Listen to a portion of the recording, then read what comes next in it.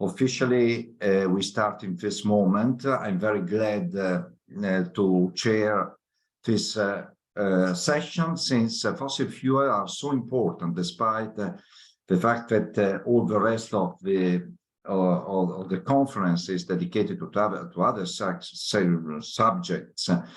and to the need also that we agree on to get rid or to reduce this high dependency on fossil fuels.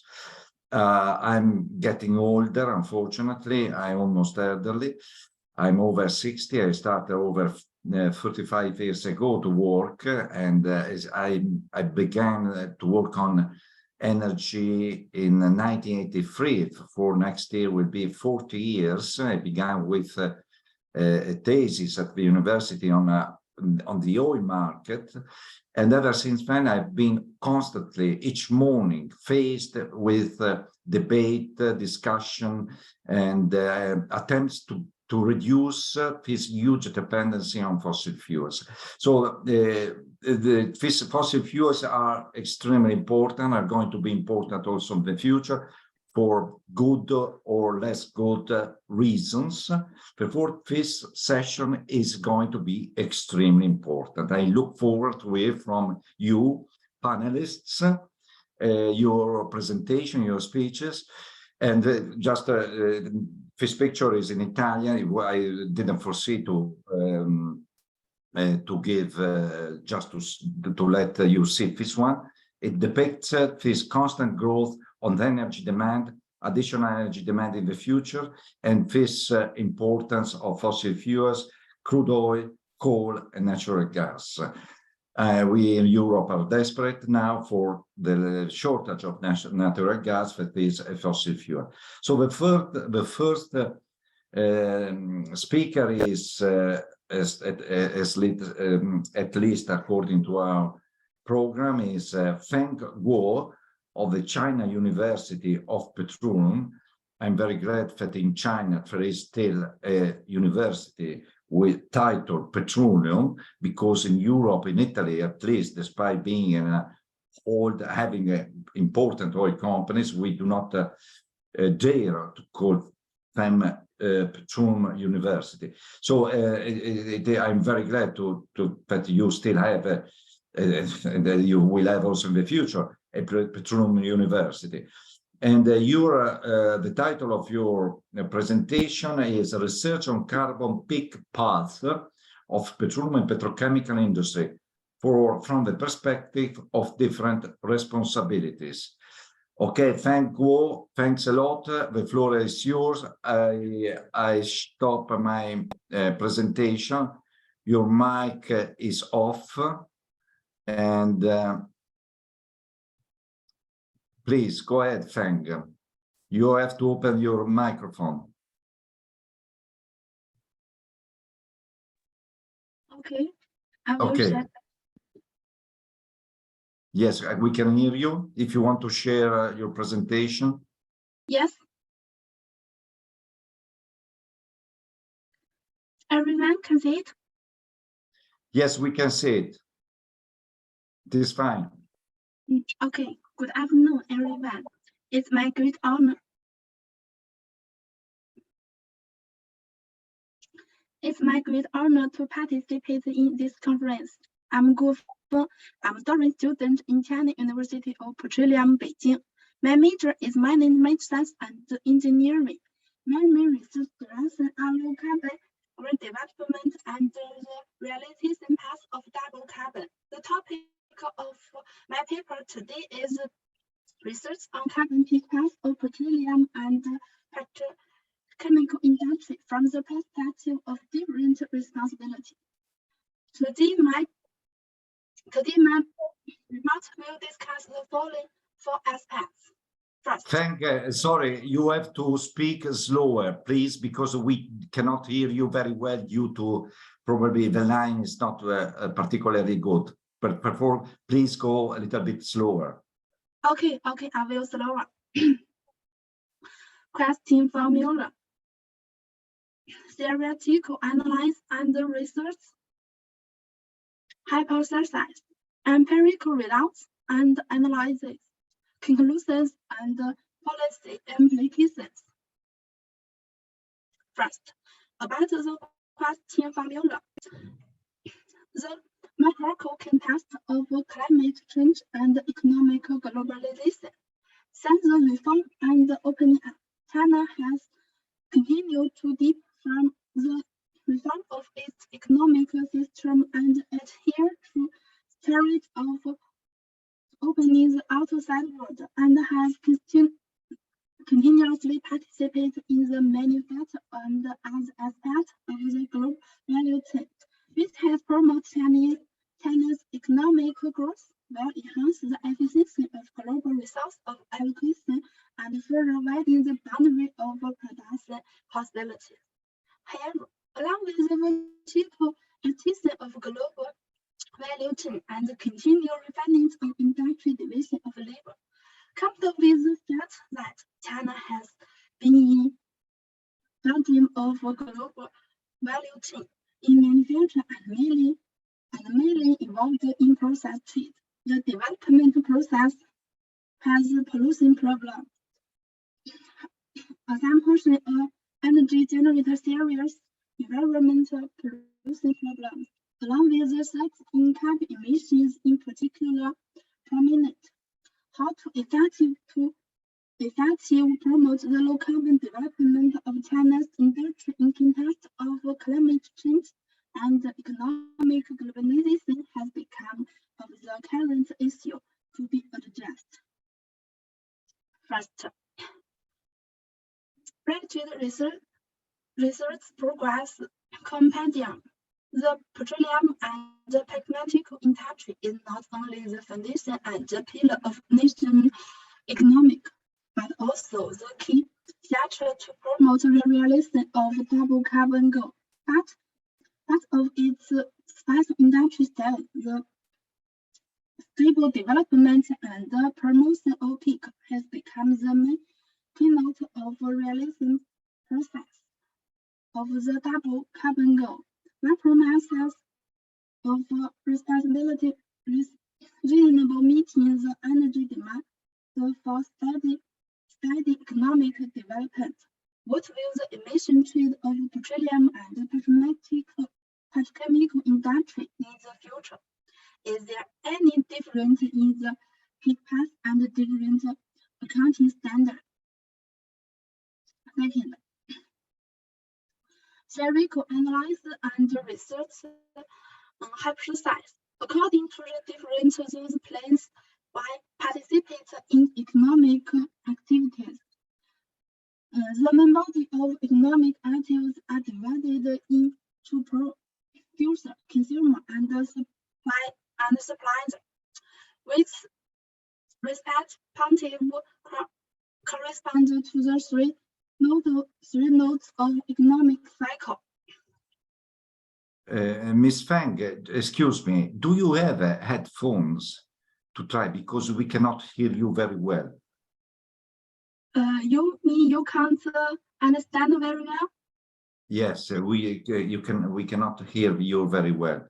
If you had headphones, maybe it is working better, the microphone of your computer. Okay. If you can try. Can you hear clearly now?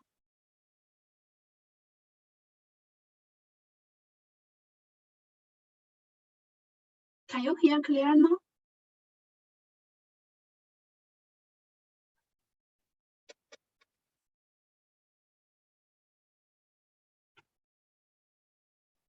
Obviously, carbon emission will occur in these three processes. Because of this, carbon emission accounting also has different accounting boundaries and accounting methods. Without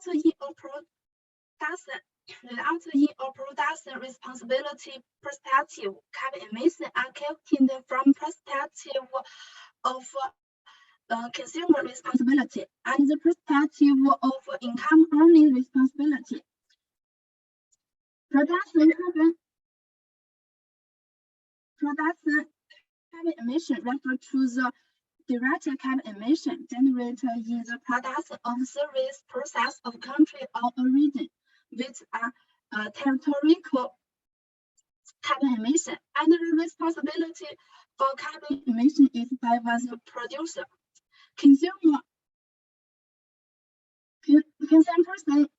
carbon emission refers to the implicated embodied carbon emissions generated to meet of the needs of a country or region, which are the carbon emission upstream of the carbon emission supply chain. The responsibility for carbon emission is borne in consumers. Revenue carbon emission refers to the driver carbon emission generated in process of abating revenue from the initial filter supply. It is carbon emission downstream of carbon emission supply chain, and the responsibility for carbon emission is borne by income earners. Okay, let's see the third part. Empirical results and analysis. From the picture, we can see different impacts reduce responsibility accounting perspective have a significant impact on the emission reduce responsibility that petroleum and pharmaceutical industry should bear. The study found that carbon emission of petroleum and pharmaceutical industry vary greatly from different perspectives of responsibility. The largest carbon emission of petroleum and petrochemical industry are from the perspective of income responsibility, followed by the perspective of consumer responsibility, and the smallest is from the perspective of production responsibility.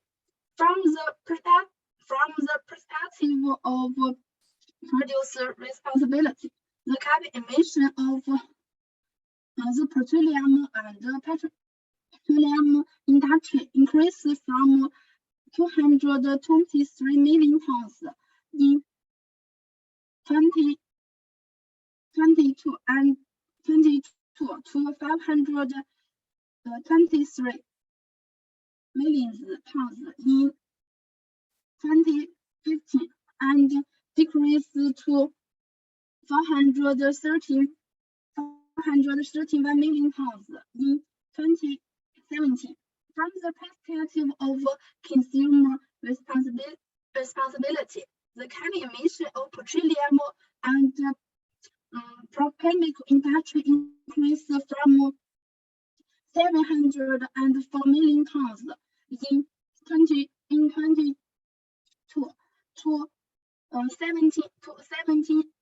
86 million tons in 2015 and decreased to 1743 million tons in 2017. From the perspective of revenue responsibility, the carbon emission of petroleum and petrochemical industry increased from 98 million tons in 2022 to 76 million tons in 2017. Data analysis shows that carbon emission from perspective of income responsibility is about 5 times that from the perspective production responsibility, and about 2 times that from the perspective of consumer responsibility. Therefore, it is necessary to calculate carbon emissions from different responsibility perspectives. And from the picture, we can see different industry carbon emission and different chemical industry have different peak research paths have different carbon peak research paths. You can see from the picture. And the last is the conclusions and the policy implications. Based on the energy consumption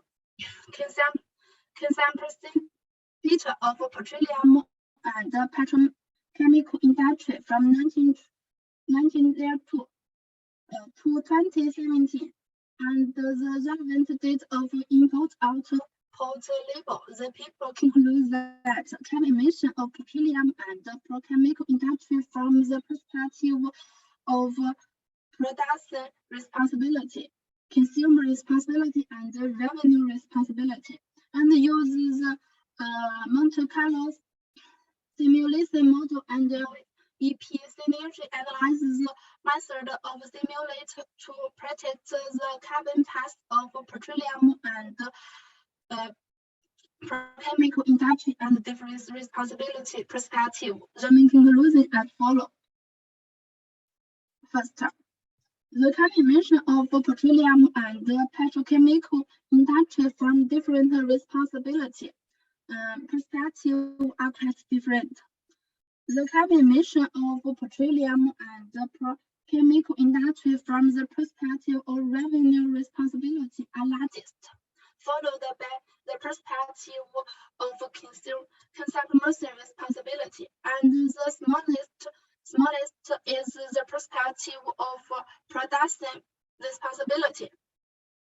Second, the prediction results of Monte Carlo simulation showed the peak of carbon in the petroleum and petrochemical industry is different from different responsibility perspective. The peak time of carbon in petroleum and petrochemical industry from perspective of revenue responsibility is around 2035. The peak of carbon from the perspective of consumption responsibility is around 2032, and the peak of carbon from the perspective of production responsibility is around 2029. The results of LEP path analysis showed that, and the carbon emission contraction, the peak of carbon in petroleum and petrochemical industry from the perspective of revenue is 33. The peak of carbon from the perspective of consumer responsibility is 2030, and the peak of carbon from the perspective of production responsibility is 2028, and the supply side structure reform. The carbon peak of the petroleum and the petrochemical industry from the perspective of revenue responsibility is 2031. The carbon peak time from the perspective of consumer responsibility is 2028, and the carbon peak from the perspective of production responsibility is 2027, and the peak level will further reduce. Lastly, we will test some policy implications to reduce the carbon emission. First, deeply integrate into globalization and enhance the broad embodiment of global well-being. Secondly, effective utilize the technological elements and promote the technological acting of industry sector. Third, improve the level of industry digitalization and drive quality economic development and new dynamic energy. This is all my report. Thank you.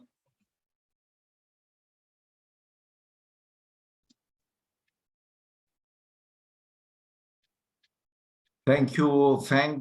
Despite the fact that we didn't hear you very well, your presentation is quite interesting.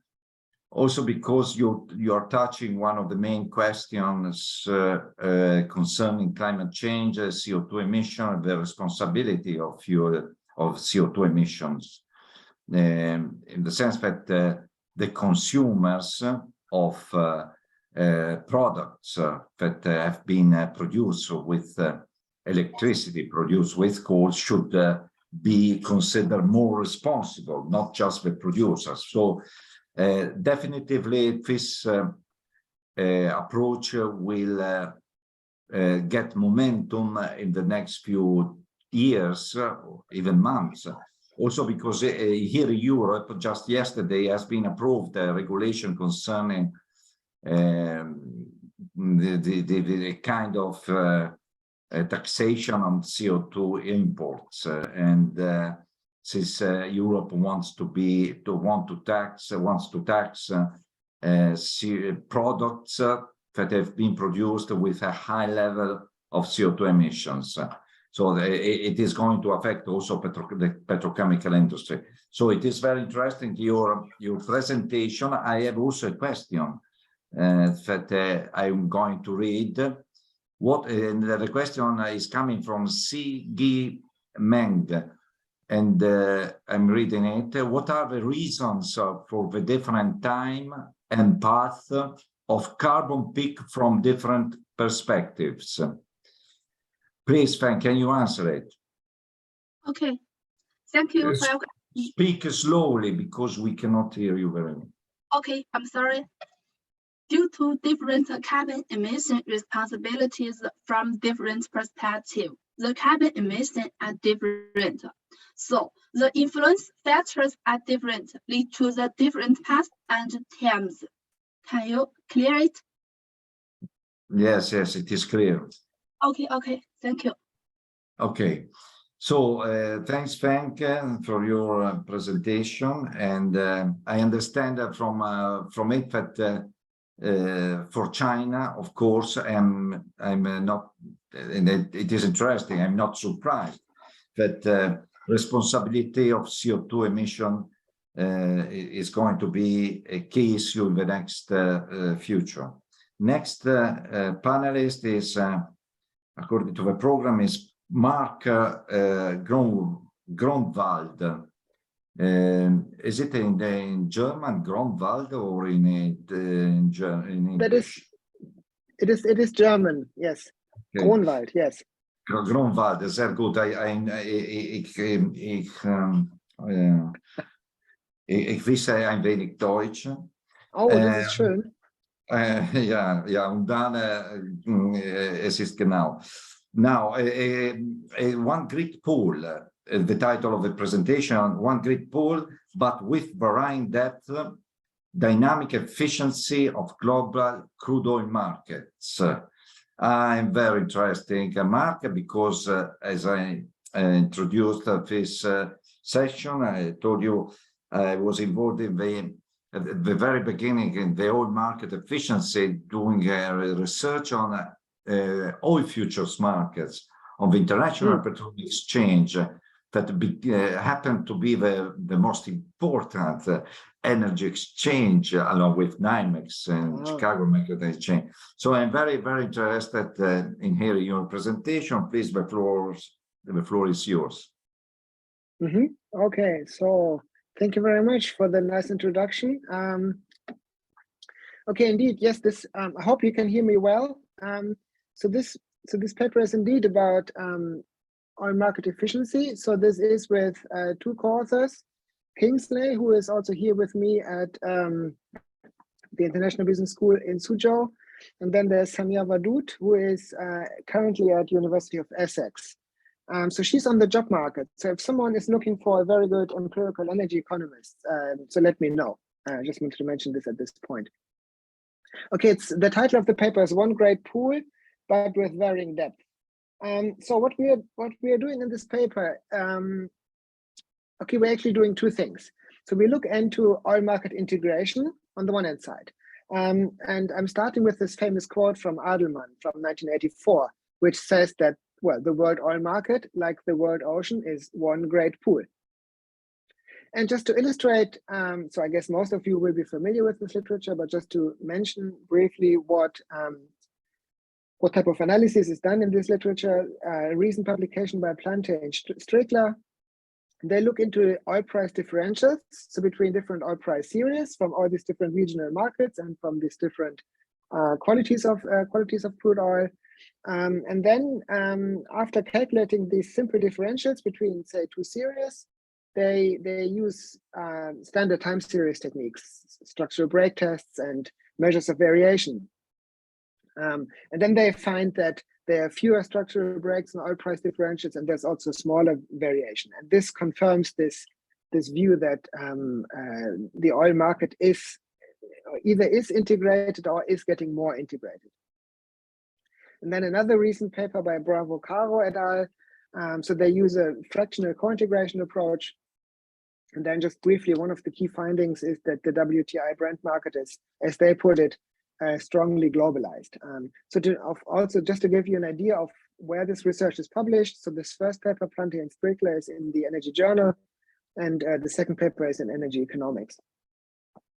Okay, so that's one thing. So that's one issue we are addressing in our paper. But then also we are looking at oil market efficiency. So what I mean, okay, first to clarify, with efficiency I mean informational efficiency in pharma's sense. So and if you look into the literature there, then so I would say that there are sort of two different approaches to measure informational efficiency. One is what I would call a qualitative approach, and one is a quantitative approach. Okay, the qualitative approaches. So one simple example here. Low and McKinley proposed to use variance ratio tests. Kim and Shamsuddin, which I'm also citing here, is a revised, or it's an updated version from a variance ratio test. And then ultimately these procedures are testing for a random walk. So does the price follow a random walk or not? But as any statistical test, the answer this procedure gives you is yes or no. So the market is either efficient or is not efficient, because, well, the price follows a random walk or not. And that's that issue, that you only get this sort of binary, one or zero, black or white. So that concern has been addressed in a number of recent papers. Duan et al. Is one, and then I have a similar paper together with my co-author Christina Zatarov. So we are using the distance from the random walk as a measure of informational efficiency. So this means we cannot only say a market is efficient or a market is not efficient. We can also say, or we can also address the question, how efficient is a market? And of course, we can compare across markets. So that's what we're also doing in this paper. Okay, we are looking into different regional oil markets. So again, I assume that most of you are familiar with those markets. WTI is traded in North America, and then also that market represents the North American crude oil market. Brent is the European or the North Sea market. Bonny Light from West Africa, Dubai from the Persian Gulf, and then Tapi from Malaysia. So in our empirical approach, we use daily data from 2002 till, okay, just now we have data till early 2021. Of course, we are currently revising this and updating this. So of course, we will include more recent data before we submit this to a journal. And then also, so in the current version, we are simply using Duan et al.'s efficiency measure. Okay, one simple reason for this is when we started working on this paper, my own method has not been published yet. So the method I have been involved in the second paper. So of course, there's a plan to use that as well. Okay, so that's what we are doing in this paper. Okay, but so before so I think I assume I have about 15 minutes in total, I guess. So, and I think at least that's what I plan to do. So let's take a look at the data. So let's start with WTI and Brent data. So I guess you've seen graphs like this before. So these are these two oil price series and levels, and that's also the way we use the data. So we are not making any transformations. We simply use this raw data as it is. As you can see, these two price series, of course, they are not identical, but they're quite similar. Maybe it depends a little bit on the period you're looking at. Up until this oil price peak in 2008, they're really, really close to each other. Then there's this sort of famous or infamous WTI Brent spread between 2010 roughly and 2014. And then I think there's again a bit of a difference here around 2018 and 2019. So that's the data we are using. And then again we're interested in the dynamic efficiency of each individual market. So it's a univariate time series approach. So these are two of the series we are using. Now we are adding on the remaining three. And well, as you would expect, if you include more data in the graph, you don't really see anything. But in principle, the message overall remains unchanged. All these series are similar but not identical. So there is a little bit of difference. So there are small differences across regions. But nevertheless, I think it becomes clear why Adelman says that this is like one great pool, because the price. So ultimately there's one price of crude oil globally, even though this commodity is traded in a number of different regions, and also even though there are small or slight differences in the quality of the oil. So certain properties differ a little bit across all these markets we are looking at here. Okay, so that is the data we are using. Okay, now to talk a little bit more about this dynamic efficiency thing here. Huh? So I said already that an efficient market in a efficient market, the prices are typically assumed to follow a random walk. And a random walk is, those of you who are familiar with time series, and a random walk is integrated of order 1. So it's a non-stationary process. Okay, fractional integration models, they allow that integration order to be between integer values 0 and 1. So it doesn't have to be 0 or 1, it can be something in between. And fraction integration is typically a result of long memory and time series. And as you can see, there's a link between this idea of long memory and series and this idea of informational efficiency, because long memory ultimately means that the way the information is processed in the financial market is, yeah, maybe somehow not as it should be in an efficient market. And then what Duan et al. In their paper do, all they do is they essentially estimate this fraction integration parameter D, which is then somewhere between 0 and 1. And based on this, they calculate a measure of market inefficiency, which is then called capital D, and that is simply the absolute value of the difference of 1 minus D. So this is a measure of market inefficiency. Okay, well, there are different ways to estimate this parameter D. In the current version of the paper, we use this feasible exact local Whittle estimator by Phillips and Shimotsu from 2005. So there are a bunch of others we are also including in the paper, but for now I'm only using this. And then also, I think this is one point I didn't put onto the slide. In order to make this whole thing dynamic, we're using a rolling window approach. So this means we have that sample from 2002 to 2021, and we are breaking this into windows of maybe half a year or 1 year or 2 years, and then we move this 1 year, say this 1 year window across our data sample. So by adding on one observation at the end and dropping one observation at the beginning. So this gives us some sort of a dynamic measure. So something not strictly time varying, but still, so we can track how this efficiency is changing over time, or this measure of efficiency or inefficiency is changing over time. Okay, now I can give you a short overview of how the results in this paper look like. So the rest of the presentation is graphs. I'm showing you simply WTI prices again, and then I'm showing the estimate of this parameter lowercase d, the fraction integration measure. So of course, as you would expect, it is close to 1, because ultimately the oil price, well, it's a non-stationary process. Looks of course like a random walk, but it's not exactly a random walk. So this is why this estimate is most of the time sort of close to 1, but sometimes it's a little bit below, sometimes it's a little bit above. And then ultimately, I think what I can say in short is whenever there are sort of extraordinary oil price episodes, so such as the drop in oil prices after 2008, or this drop after 2014, or also at the beginning of the pandemic in 2020.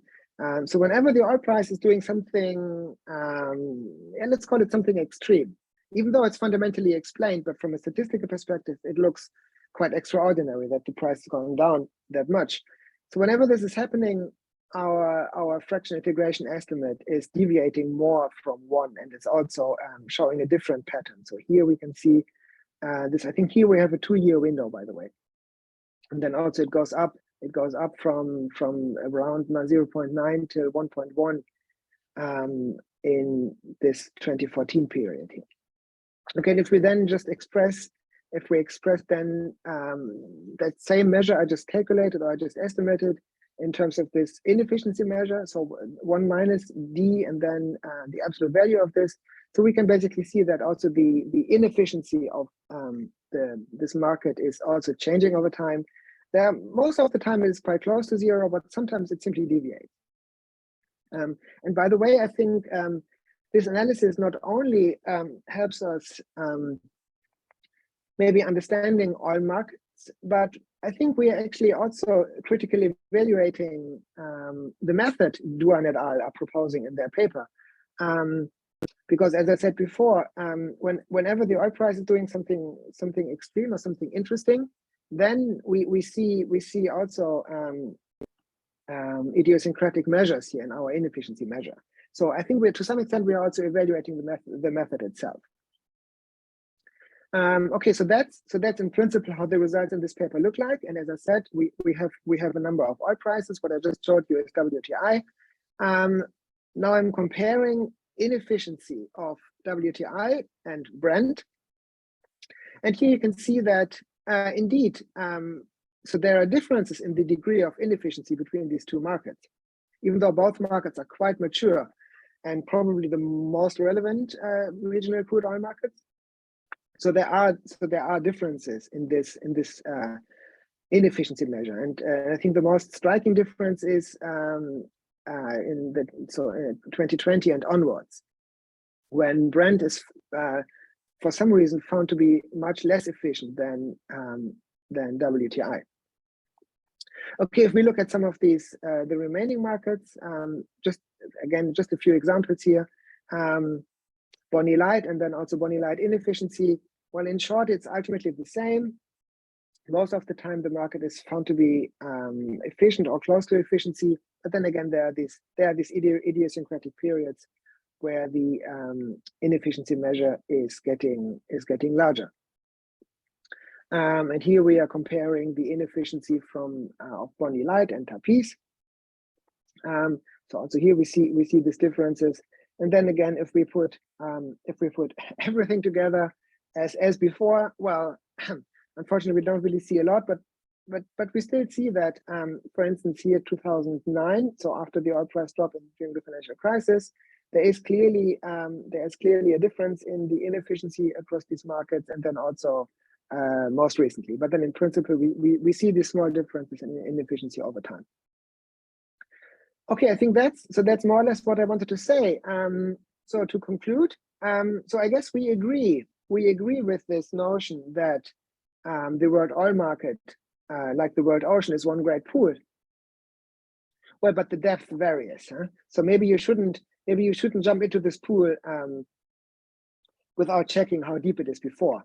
So we do find that there are varying degrees of informational efficiency. So some markets are a little bit less efficient than others, and maybe this has something to do with how mature the markets are, or with behavior of traders in those markets, or maybe if the market is one of the leading markets. And of course, that we're going to analyze maybe in more detail.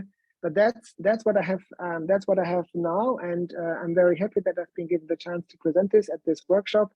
And now I simply stop sharing no, I don't stop sharing. Maybe there are questions, but for now I stop talking, and I look forward to discussions and questions. Thank you very much. Okay, Marc, thank you. Quite interesting. If there are no questions from the others participants, I would like to raise a question concerning if you go back to the presentation, what happened on the 21st of April 2020? Yes, when I see the prices, yes. How do you interpret this negative value, and what is the meaning of it? So that's, of course, so I think I think many people were surprised that something like this can happen, right? So ultimately, so that is at the beginning of the pandemic. So I think you just mentioned the date, isn't it? In March 2020. So I think what ultimately happened is it somehow became clear to the crude oil market traders globally that that COVID is so that it is a pandemic and that it might affect the global economy dramatically. And then as a response, of course, the demand for crude oil would go down. And then typically crude oil production cannot really, at least not in the short run, respond to changes in demand. So this means supply, at least in the short run, would be more or less the same. And then if there's then suddenly an enormous decrease in demand, then the price drops. And in this case, at least for the WTI case, the price actually became negative. So this means there was ultimately you could say you could put it this way: the market was flooded with oil, and people actually had to pay other people to take the oil. But of course, so that only happened in the WTI market. So Brent market remained positive, for instance. So of course, so that difference currently I cannot explain. But in principle, that's simply what happened then. Extreme concerns about demand, and then obviously supply cannot respond in the short run. So this means price drops. Don't you? I am provoking you, of course. Don't you think that negative prices is something completely crazy, and therefore it is one of the best proof of a failure of the market, of inefficiency, of the fact that they should be closed down? And of course, I'm exaggerating. I'd like to have you answer. No, I very much enjoy this discussion. No, I actually don't think that this is a bad sign. It's simply, I think, well, I'm also, okay, well, you said earlier that you were working in energy for 40 years. Okay, I'm in this, so at least from an academic perspective, I'm working on this for maybe half this time, maybe 20 years or so. But what I ultimately learned is, crude oil prices, they do a lot of interesting things. So they do quite extreme things. They go up extremely, like here prior to 2008, they go down extremely. But in most cases, this has actually a good fundamental explanation. So this means either demand is increasing and supply cannot respond, or demand is decreasing and supply cannot respond, or similar. The same happened in 2014. So there's usually a very good, very simple economic fundamental explanation for all these price movements that might look crazy. But I think often there's a good reason why prices are doing what they're doing. Okay. Thank you, Marc. I would like to discuss with you for not hours, but at least for other half an hour. So the next, but we have to move to the next speaker. Okay, thank you very much.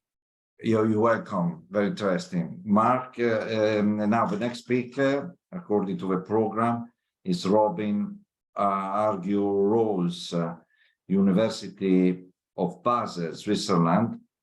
The title of the presentation is the interconnections between fossil fuel subsidy reforms and biofuel mandates.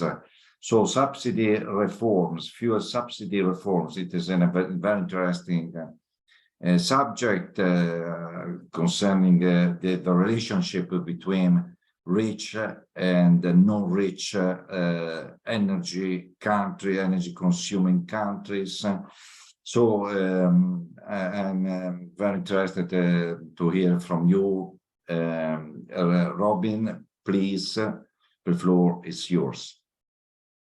Thank you very much. I'll start with sharing my screen. Let me know if I'm too loud or not clear or anything like that. It is fine. It's perfect. Thank you very much. Super.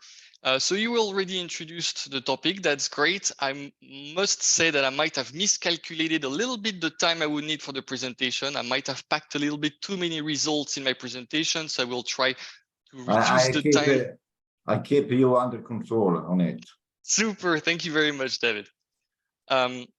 So as you said, the topic of today's presentation, or my presentation, is the interaction between biofuels mandates and fossil fuel subsidy reform. The presentation will follow a very conventional format. I'll begin with an introduction, briefly introduce the method that we've used, explain what preliminary results we have, and where we will go forward from there during the conclusion. So to give you a bit of an idea of the big picture, fossil fuel subsidies are still large today. Sometimes it comes to a surprise to some people, but they are still large. They were estimated at $450 billion globally in 2020. And in the same year, they were estimated at 52 billion euro. That being said, those are two slightly different definitions of subsidies, so we should not compare those two figures, but it does reflect the idea that subsidies, fossil fuel subsidies, are large, and they are large even though there has been a political will to phase them out, like during the Pittsburgh summit in 2009, and more recently in the EU Green Deal. It is also a target of the SDG, and it is more or less explicitly mentioned in the NDC of 15 countries. So what we find is that removing or phasing out fossil fuel subsidies is often tied to some kind of climate mitigation ambition. Another policy that aims to lower greenhouse gas emission, and this one more specifically in the transport sector, are biofuel mandates. Biofuel mandates were initially implemented to lower dependency on foreign oil, but when we consider nowadays the EU Renewable Energy Directive and the US Renewable Fuel Standard, we also find that they are linked to some energy transition strategy. So we know that biofuel penetration is impacted by the price of fossil fuel. And yet we have a policy that artificially lowers the price of fossil fuels and a policy that tries to promote the penetration of biofuel. So this type of tension, this tension is the topic of my presentation today. We studied this topic using a computable general equilibrium model. So without giving the full technical description of the model, it is a classical Walrasian general equilibrium model where the economy in each region is modeled as a competitive economy with flexible prices and market clearing conditions. The benefit of CGE models, like for this topic, is that they capture the interaction between sector, agent, and regions. So we can measure indirect effects and leakages. More specifically, the model that we use, the dark bio model, is well suited for today's topic because it includes a heterogeneous land supply using the AEZs, the agroecological zones classification, and model different land use within each of these AEZs. It also includes a motor gasoline and diesel as individual sector, which is not always the case for CGE model that relies on the GTAP database. And it also includes a very detailed representation of the value change of biofuel. You see that ethanol can be produced from different crops, grains, which have an individual sector, and biodiesel can be produced from different oils, which also have their corresponding crops modeled in the dark bio model. And the production of the oils or the ethanol leads to byproducts, which are fed into the livestock sector. The dark bio model is largely calibrated on the GTAP9 database. We rely on some other sources as well to split sectors that were not included in the original database. And we also use OECD labor productivity data as well as regional GDP growth projections, which is what we use to calibrate the model. Fossil fuel subsidies, the data we use comes from the IMF with a publicly available data set that was the latest version, I believe, was published in 2021. And this data set includes two forms of subsidies, pre-tax subsidies and post-tax subsidies. Pre-tax subsidies are measured using the price gap approach. In this approach, we consider a reference price, often on the international market, that is supposed to reflect the deregulated competitive market price and compare this to a domestic end user price. And if the end user price is lower than this competitive market price, this wedge is considered to be the subsidy. That does not include every form of support that can be given to a private company or to a private agent, but it is well established and well agreed to be subsidies. This dataset also includes post-tax subsidies, which can be a little bit more controversial. These are, in essence, a Pigouvian tax, and the IMF considers that the exemption from this tax is a form of subsidy. So, in the first policy scenario that I will present to you, we're going to consider the phase out of pre-tax subsidies on gasoline and diesel, not post-tax, only pre-tax. In the reference scenario, we will have the US and the EU biofuel mandate calibrated in the model so that they're achieved. We're going to achieve the EU and US biofuel mandates, and this is going to be calibrated in the model using OECD projections for the US and the 7% consumption share target of the Renewable Energy Directive for the EU. This is the maximum allowed share target, and we consider this because to achieve the 14% target for the overall renewable energy in the transport sector, we consider that biofuel will be necessary, and if they are not calibrated, consumption goes down to zero. To this reference scenario, we're going to compare with a policy scenario where we're going to have those biofuel mandate as per the reference case, and phase out linearly the pre-tax subsidies on gasoline and diesel starting in 2023 until 2030, which is the end of our simulation, the last year of our simulation. We find when we look at the ad valorem subsidies on gasoline and diesel that they are concentrated in the OPEC regions and that they are concentrated in the diesel sector. There are also other regions of the world with subsidies like Malaysia, Indonesia, Middle East, Africa, and what we call the PEPEC region in the model, which are countries who have signed a declaration of cooperation with OPEC. So it is a partnership of common interest. You can think of Mexico, for example. It's important to note that we do not find the EU and the US here. So based on the IMF data set, these two countries or regions do not have pre-tax subsidies on gasoline and diesel. So what happens if we phase out fossil fuel subsidies on gasoline and diesel in regions with large subsidies like OPEC?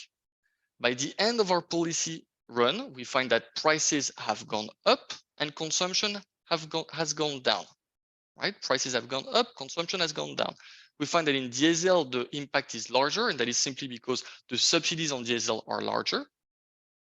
And we find that the size of the effect has a similar magnitude between the subsidy, the price, and the quantity consumed.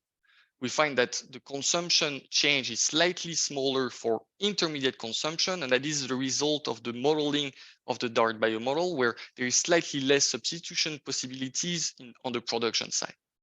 What's interesting is that this puts a downward pressure on the world price as imports, as OPEC will demand less import and might want to divert production from the domestic market to the export market.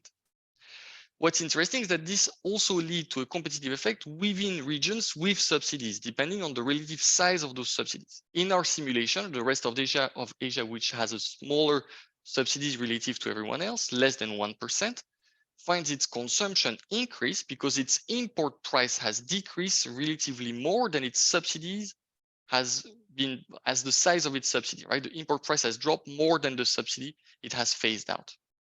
So there is a competitive effect between regions with and without subsidies, and there is a competitive effect between regions with larger or smaller subsidies.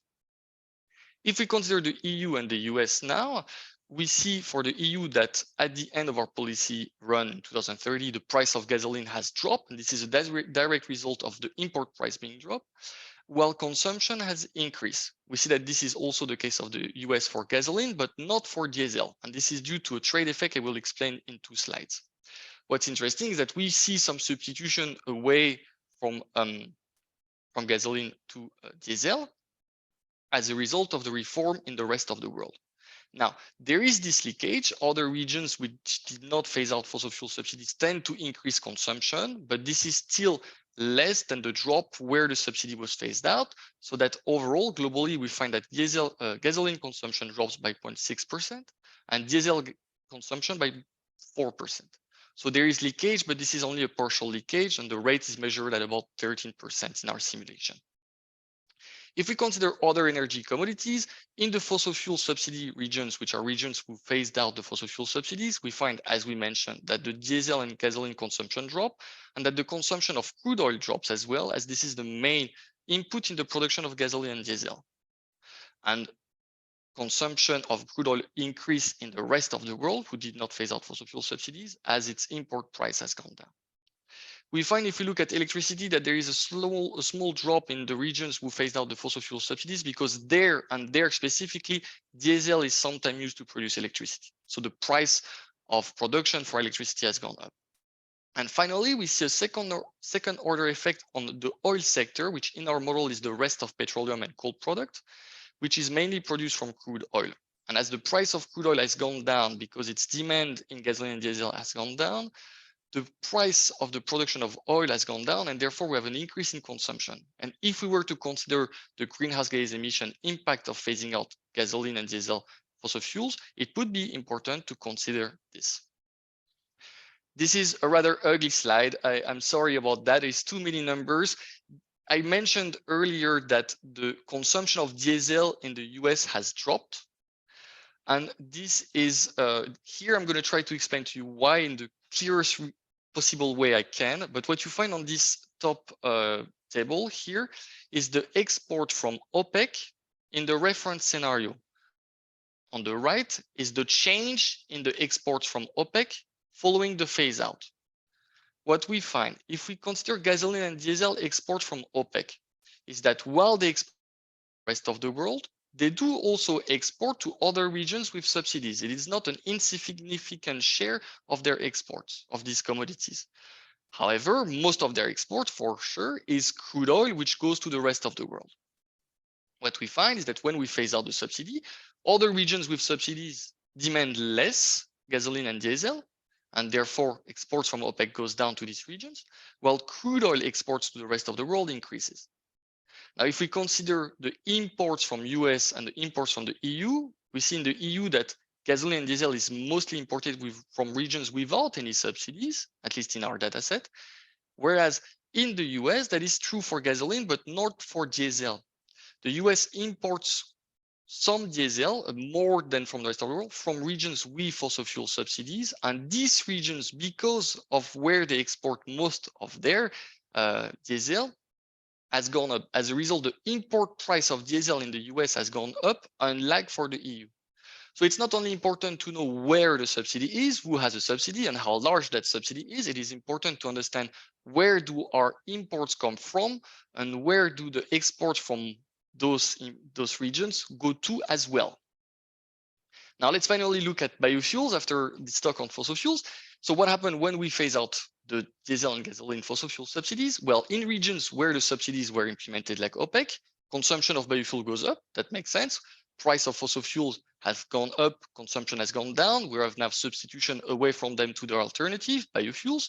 But in OPEC regions, like in other regions with large fossil fuel subsidies, the initial consumption was usually pretty low.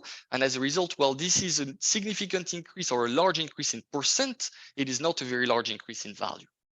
If we consider Brazil, which in our data set has no fossil fuel subsidies on diesel and gasoline, and for whom we did not calibrate a biofuel quota, we find that the consumption of bioethanol and biodiesel goes down.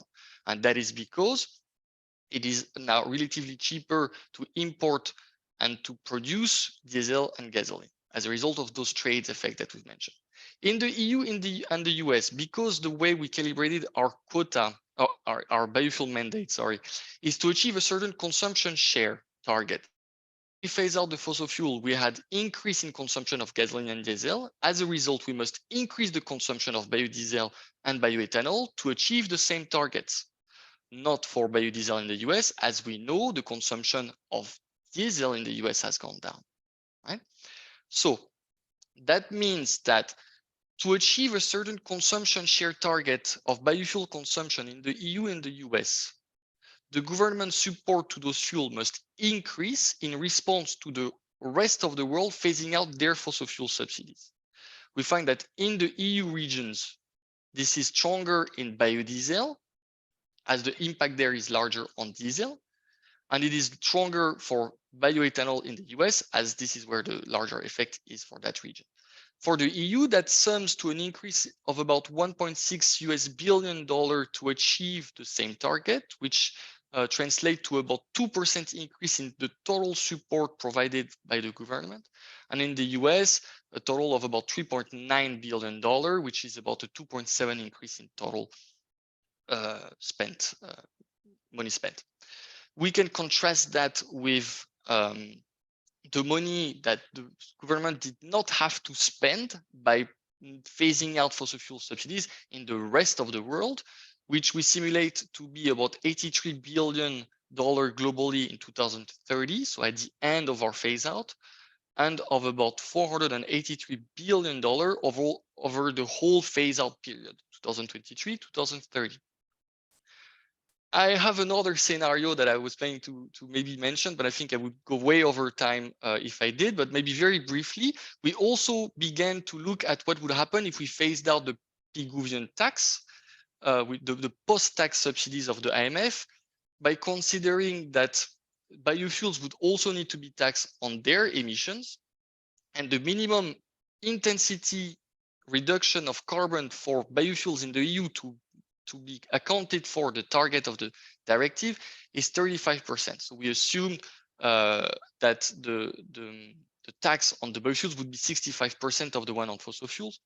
And briefly, what we find is that indeed phasing out this Pigouvian tax or this post-tax subsidy, if there is a significant difference in emission between biofuel and fossil fuel, leads the countries with a mandate to achieve a larger share of their consumption of biofuel in total transport fuel without any government support. We find that in the US, they would close about half of the gap between what they would do and what they target to do.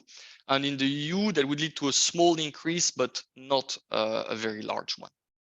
So in conclusion, if we implement fossil fuel subsidy phase out and biofuel mandates in the same regions, there is a potential for an additive effect, drop in consumption of fossil fuel, increase in consumption of biofuel, and there is therefore a potential to reduce the support needed to reach the biofuel target while also reducing the money spent on fossil fuel subsidies.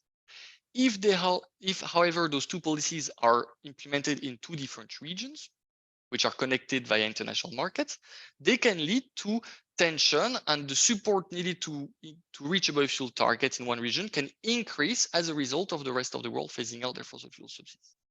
Now, this is well and good, but we must keep in mind that, as I try to make clear, there are competitive effects between regions with and without subsidies, but also between regions with subsidies, as well as quite complex trade effects.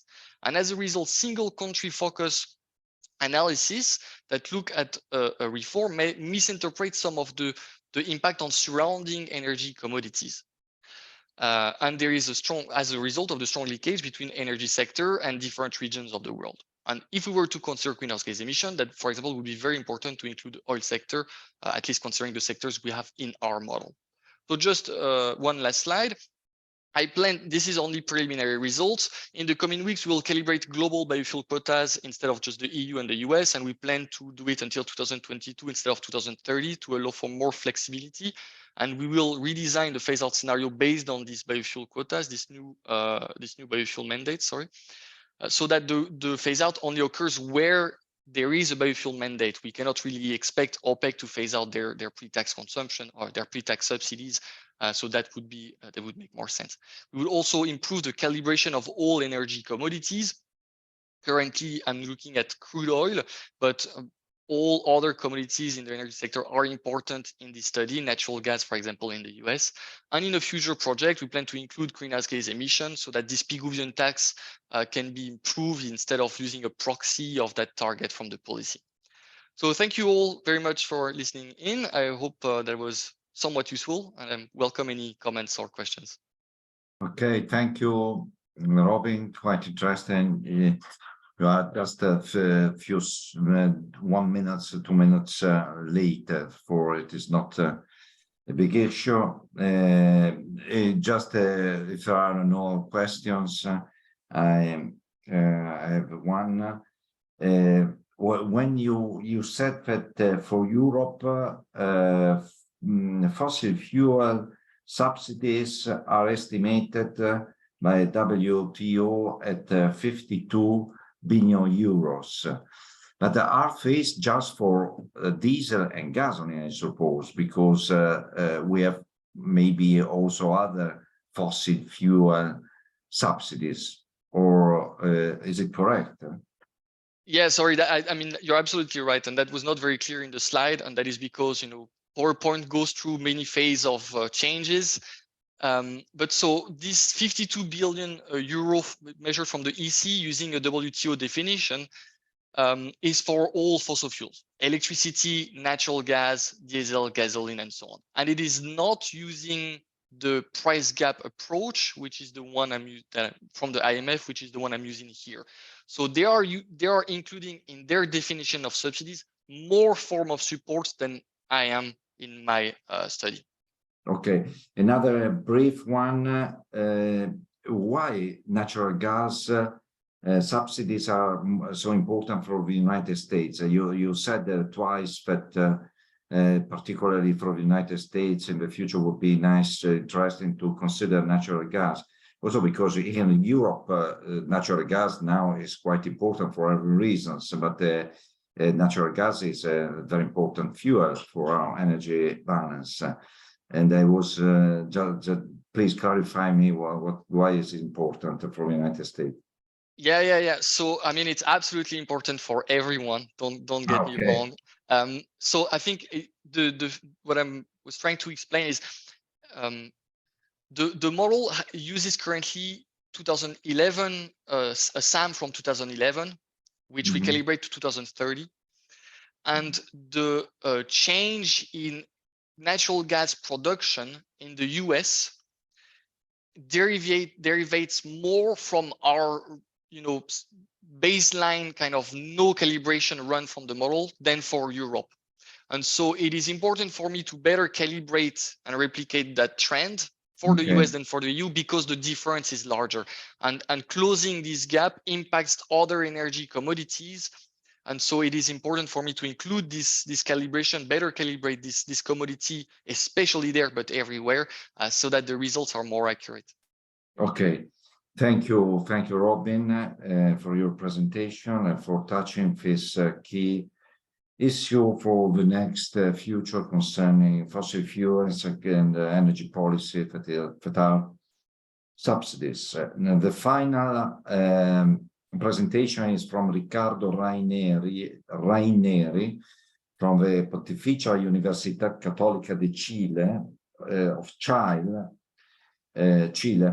The title is Extractives. Immediately I go to think about your mining industry, Ricardo.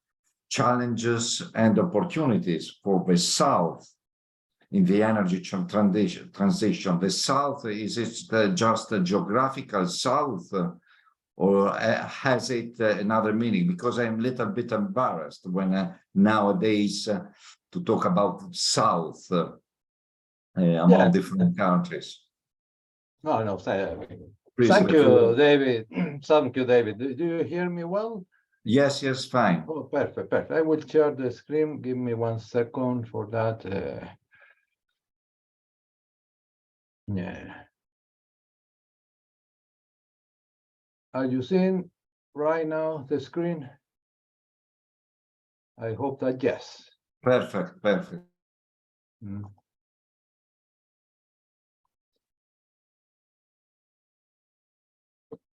Yeah. Okay. So yes, now I will change a little bit the subject to extractive industries, and as you guessed, David, it is about mining, mineral mining, and the energy transition. And in terms of the opportunity for the South, yes, we mean the geographical South. So the South hemisphere of the globe. In particular, here we will be talking about Latin America with a focus on Chile, but also what we talk extend to some degree to other parts of Latin America and eventually to Africa regarding the extractive industries. Okay, so when we talk about extractives in Chile, and the subject of this presentation, we are thinking on the mining industry. Here we have a slide about the copper industry, open pit mine, underground mine. We have a picture about the lithium salt vents in the north of Chile, in a region that is called the Lithium Triangle, where there are lithium fields in Chile, Argentina, Bolivia, Peru, and we talk about large renewables in terms of wind, solar, and also hydro. But in the north of Chile, we see a lot of wind, and particularly we have one of the highest solar radiations in the world. So briefly, the structure of the paper, I will talk about critical mineral, main challenges for critical minerals, the opportunity, Latin America as a natural hub, policy recommendation, and the strategy that we are following today in terms of extractives industry in Chile. Energy transition, what is energy transition? The energy transition basically is a path to transform the global energy sector by the second half of this century to one with hopefully net zero carbon emission by 2050. And that involves a huge transformation of our energy system. We have been talking here a lot about fossil fuel, about oil, gas, where almost 80% of the energy matrix today in the world comes from fossil fuel. And we need to change that if we want to achieve this net zero carbon emission by 2050. And changing that certainly has huge technology challenges and also huge investment and deployment challenges that have to be confronted. So what are the role of critical minerals? Well, as we start caring about the energy transition, one big question came out and was about the value chain, the global value chain of the resources that we need to support that energy transition. And when we look at the technologies, renewable energy technologies, such as solar, wind turbine, electric vehicles, they use a lot of minerals, a lot more than traditional energy technologies like, for example, a combustion engine car or combined cycle power plant. So if you look in terms of copper, for example, a mineral where Chile is the largest world producer of copper, we have that an internal combustion engine has about 23 kilograms of copper, but if you go to a battery electric vehicle, it will have 83 kilograms of copper. Also, if you look at an electric vehicle, it uses about 10 kilograms of lithium, and a combustion engine vehicle has no lithium at all. Eventually, may have a small battery for backup of some of his computers, but no more than that, certainly. So if we look at the energy transition and what we need to do to achieve this net zero carbon emission by 2050, we need to create new technologies. We need to deploy renewable energy technologies. And all these technologies are very intensive on critical minerals like copper, lithium, and some other one like nickel, cobalt, manganese, rare earths, and others. And it's expected that if we follow this path to net zero carbon emission, that the demand for these critical minerals can multiply by 4 or 5 by 2040. So there's a huge challenge, not only in terms of the deployment of these new technologies, not only in terms of the creation of these new technologies, but also in terms of securing a supply of these critical minerals for the energy transition. And when we look at LAC, Latin America, Latin America is a region that has abundant natural resources, copper, lithium, cobalt, nickel, and particularly here we will be focusing on in the case of Chile, so huge copper resources and also huge lithium resources. So Chile is the country, the largest copper producer in the world. It produces 27% of world copper, has the largest copper reserve, 23% of copper reserves, being followed by Peru in terms of production. Then we have China in terms of production, but in terms of reserves, we have Chile being followed by Australia, also Peru, Mexico. So there are abundant copper resources in the region. In terms of lithium, Chile is the country with the largest lithium reserves, together with Argentina and Bolivia, that are not are resources, not reserves. There is a difference there. But basically, you are talking about the region that has huge lithium resources that are needed for the energy transition, and particularly we want to talk about electromobility. And if the demand for this mineral will multiply by 4, by 5 in the next couple of decades, certainly we need to prepare and solve the problems that today we face on the extraction of these critical minerals. And what are the main challenges? First, declining ore grade. Okay, so some of these mines have been exploited for more than 100 years. So you have to go deeper and eventually to areas that has lower concentration of minerals. So you are facing a declining ore grade, increasing mining costs, because decreasing ore grade, you have to mobilize larger amount of resources to get the same amount of mineral. If you go deeper in the mines, certainly you need more fuel to get deeper. So we are seeing increasing mining costs. There is always, as any country that is resource rich, there's a permanent conflict related to resource government, consultation with affected communities, and the distribution of the socio-economic benefits. One of the challenges that we see also in terms of these extractives has relation with the environmental impacts. Mining is is a capital and energy intensive industry, and is a great consumer of fossil fuels. So certainly there's a challenge in terms of how we can reduce CO2 emissions in the mining sector. Direct emissions from its machinery, its big trucks, but also indirect emission from the electricity that they buy if it's coming from fossil fuel power plant. There are challenges with the tailings, the waste, and the use of water. You think mining in Chile, for example, North Argentina, take place in very dry areas. So the use of water, certainly in dry or not dry area is an issue, but it's much more complex if you are in a dry area, where mines have been increasingly using seawater to, with the cost that imply to their process.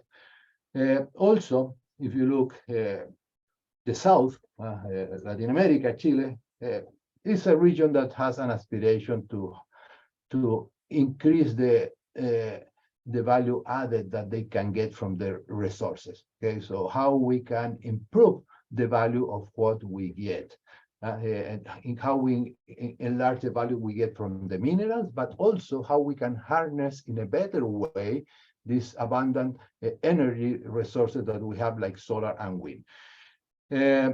So that the challenge implies how we cope with this growing mineral demand, so we doesn't crash into a wall where these critical minerals for energy transition are a stopping point. Okay, so if we are not in a position to supply these critical minerals, certainly we will face a big problem in terms of the energy transition.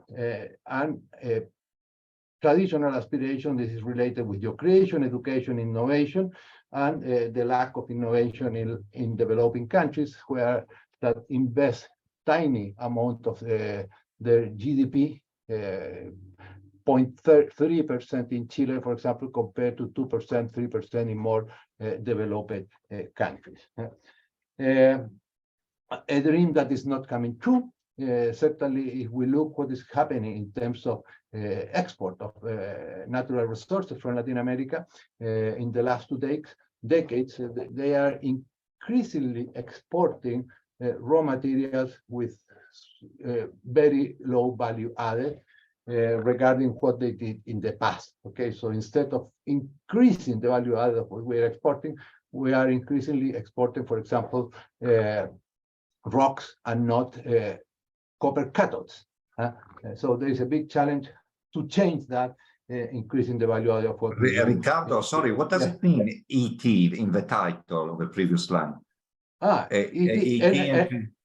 Energy transition. Okay, sorry. And Because EV, here in Europe is another acronym. So anyway, go ahead, please. okay, and EV electric vehicles. Okay, so where is the opportunity?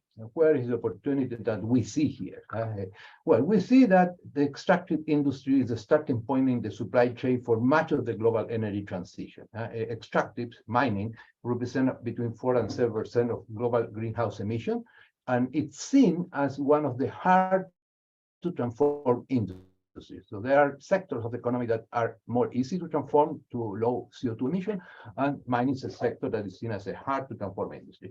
And the other point that is very important to understand is that when we look at this projection that the International Energy Agency do to net zero carbon emission by 2040,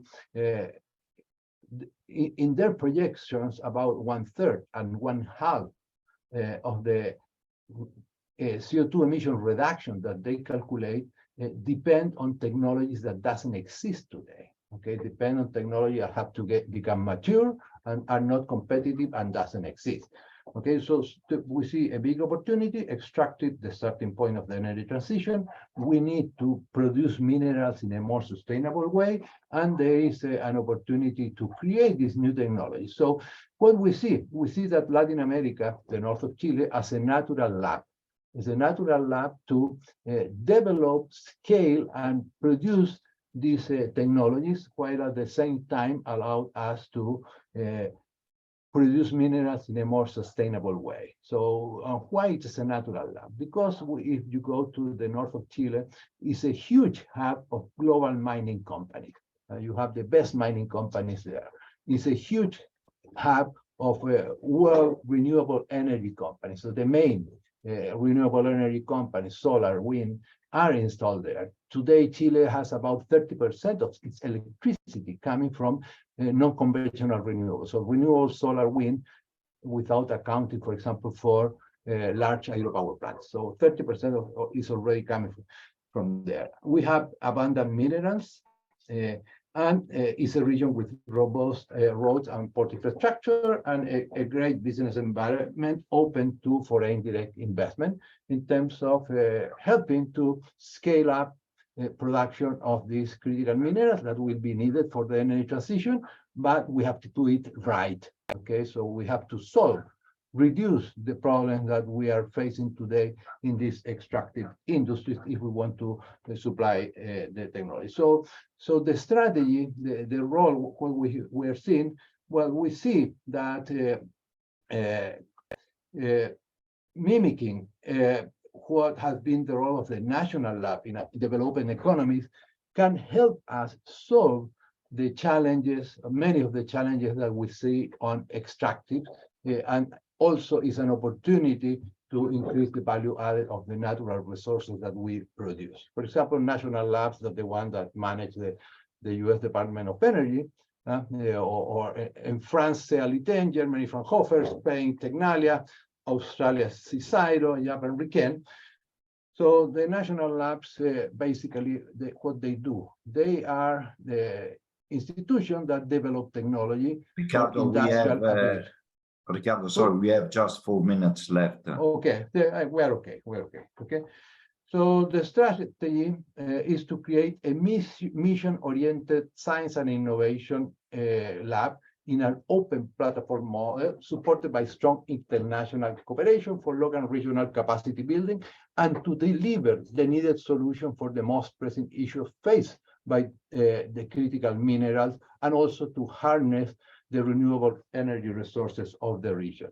So with that strategy, we have that the Chilean government in 2018 begin working in the creation of this national lab and launch a bid that we are waiting the result to be here shortly, maybe this month, at most January next year. So there, for example, I was involved with Associate University.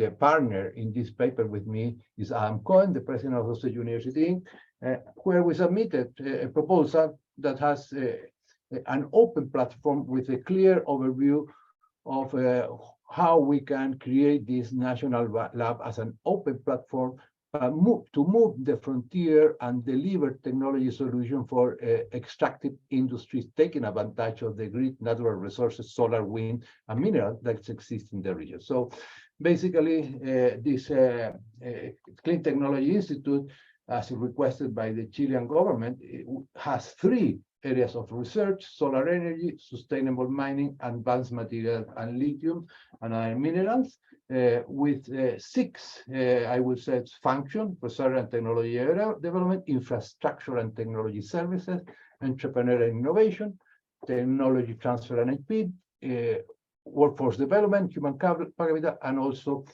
public policy. So the vision is to work in this institute in 3 areas: solar energy, sustainable mining, advanced materials, and lithium.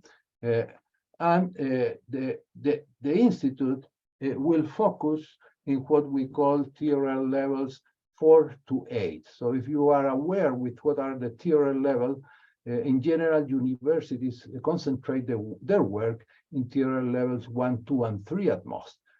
Then we have TRL levels 4 to 8 that are an area where you take a prototype that has been developed, for example, in a university lab, but you have to scale that up to a real application in the world.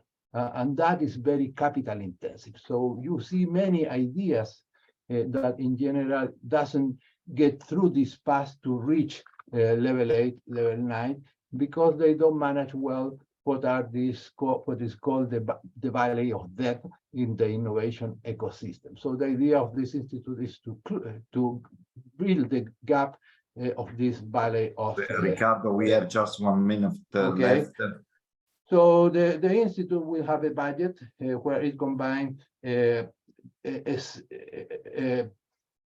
seed money that comes from SQM, the large lithium company, plus co-finance from institutions that will participate.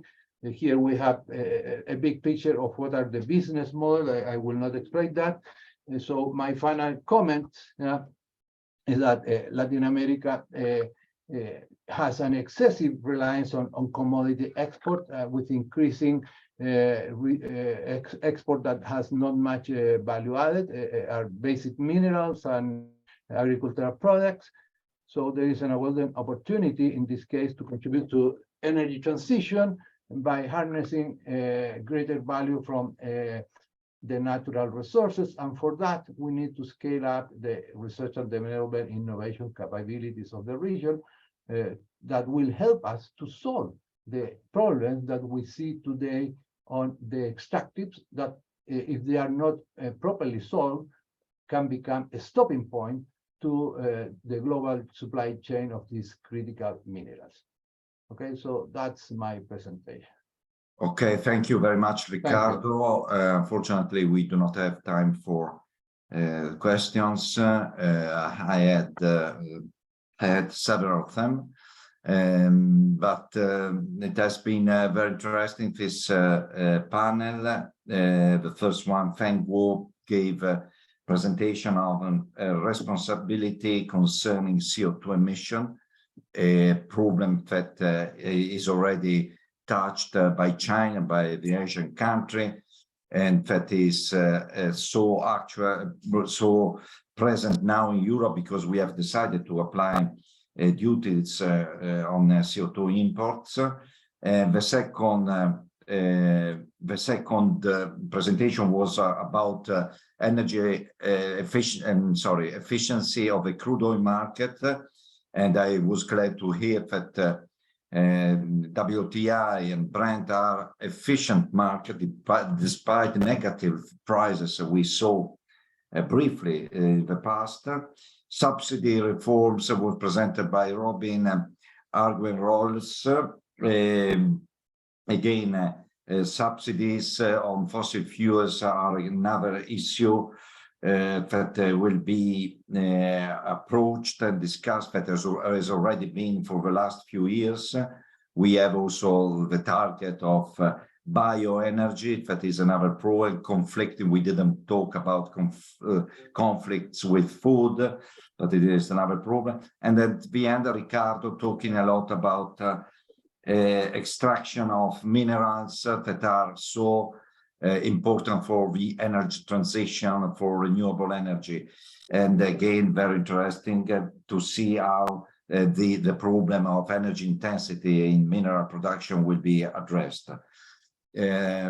Thanks a lot to all of them. It has been very interesting, and see you soon next time with additional researchers on these topics. Thank you very much. Thank you. Bye-bye. Bye.